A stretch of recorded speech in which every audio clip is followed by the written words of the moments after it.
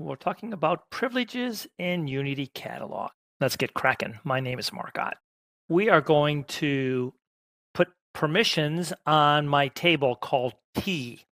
So let's pretend I'm John Doe at company.com. I'm the owner, and I want to put permissions on a table. Okay. Now, that means I need to create an access control list.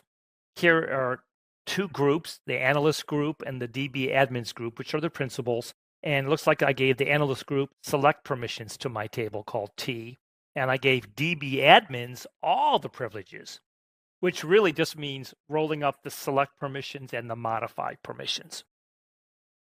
Okay, so that would be my access control list. These principals have these permissions to a table called T. So that's the core concept.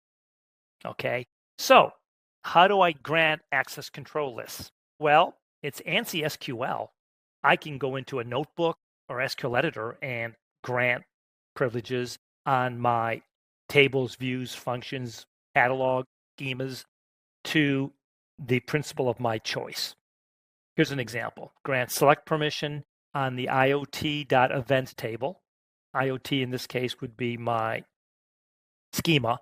For some reason, they didn't bother to put in the catalog. Maybe I have a use catalog that preceded this. And I'm granting the events table select permissions to the engineers table. Now, I can also do it in the UI. I can go into Catalog Explorer. This is an old screenshot. It used to be called Data Explorer. But somebody went to the main catalog, the default schema, and they went to the department table and they put select permissions. And there's that all privileges. All privileges just means you have read and write permissions, which end up being the privileges of select and modify. Okay, so you know what an access control list is. Here are the permissions or the privileges for this object to these principals, which can be users, groups, or service principals. Okay, and as noted, you can issue the statement in the SQL editor. You can do it in Catalog Explorer, or even a third way is to do it programmatically with a REST API or a call level interface. Okay. Depending on which object you want to secure, there's all kind of privileges. For instance, if it were a function, you would have the execute privilege. If you were a table or view, you'd have the select permission. So the privileges are dependent on what object that you want to lock down. Okay, so let's look at an example. I want other users to query my table. Now, I, as the creator owner, don't have to put any permissions, any access control list, because the creator owner automatically has the permission, all permissions, all privileges, I guess is the right way of saying it. But let's say I want to grant other users the permission to query my table. So the first thing I'm going to do, I want to put select permissions. So I'm going to do this in the UI. I go to the motcat, the motdb.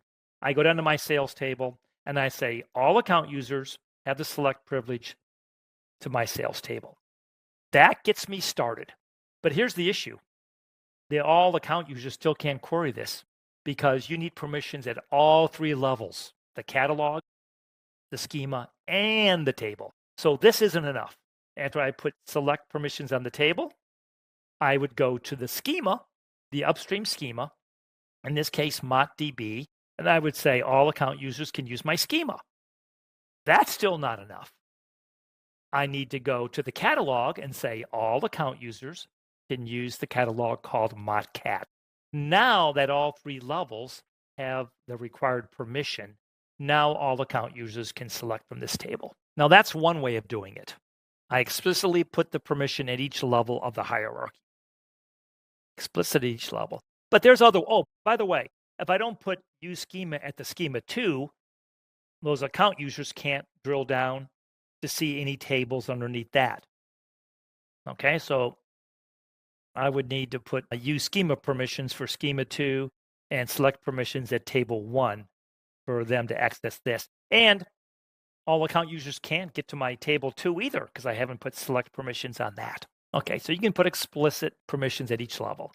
Alternatively, you can inherit permissions as follows. I have my use catalog at the catalog level, and I'm going to put use schema and select permissions at the schema level. Now, any table or view under schema 1, I'll be able to select from any account user. So you can inherit from the schema level, or you can inherit from the catalog. If I put all the permissions, catalog, schema, and select permission to the catalog level, now all account users can get to any schema under catalog 1 and any tables and views under any schema. So you pick your poison.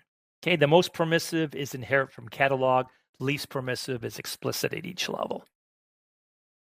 Let's say I wanted someone to create a table under my schema. How do I do that? Well, I could say use catalog at the catalog level, use schema at the schema level, and for this schema, you also can create tables under this schema. So now they would have the create table permission. Or I could inherit everything from the catalog level. Give the use catalog, use schema, and create tables under any schema from this catalog. Okay, so that's the concept. You know what? Let's go ahead and do a lab. Okay. I'm logged in as Mark Ott at Databricks.com, and I created a Fred UC catalog earlier. Here's my default schema, and here is my data table. Now, I can start at the top and permissions from top to bottom, or I can start at the bottom and go up. I'm going to go start at the bottom and go up. So I'm going to go to my data table. I'm going to go to permissions, and I'm going to grant. And I'm going to say all account user principals can select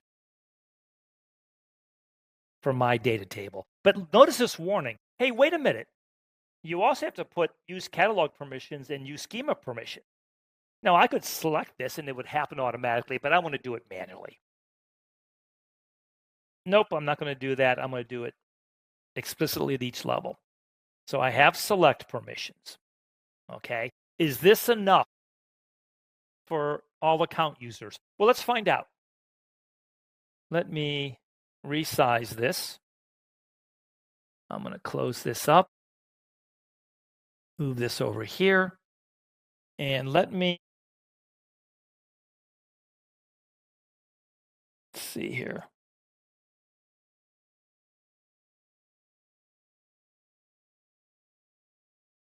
Let me bring this over and let me resize this.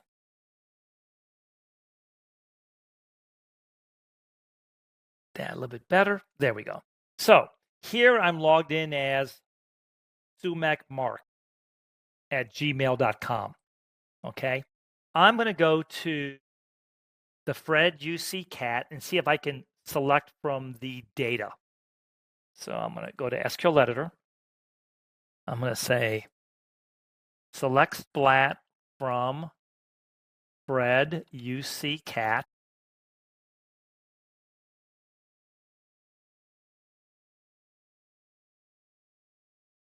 And let me see, default.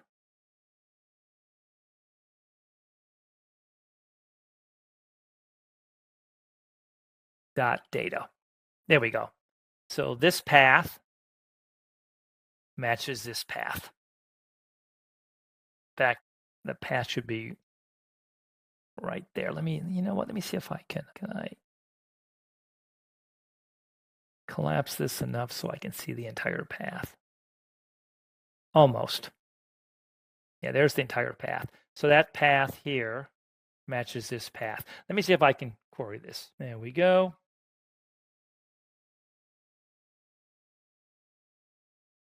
Let's run it one more time. And it says, I can't find this. Oh, you know why? Because I called it Fred UC catalog instead of Fred UC cat. There we go. That looks better. Got to match it up. And it says insufficient privileges. Hey, you don't have the use catalog. You can't even start to drill down because you need that. Okay, so yeah, I only have select permissions. So let's go up to the default schema. I'm going to put permissions on this. So let me grant permissions to the default schema, and I'm going to put use schema. All account users can use the schema called default under UC cat. I'm going to grant that. Okay. Now I'm going to execute this statement again. I'm going to get the same error message. It says, listen, I have to drill down through catalog, and I don't have permissions. I don't have the use catalog permission. So let's finish the job. Let me go to Fred UC Cat, go to permissions. Right now I have browse permissions. Browse just means that all account users can see the Fred UC catalog. Oh, look, I can see it right here. And I can see the default schema too. And I can even see data, but I can't open up the table to query it. So that's what the browse function gives you. You can browse the object name, but you can't open it up, select from it. So I need one more thing. I need to grant all account users the use catalog.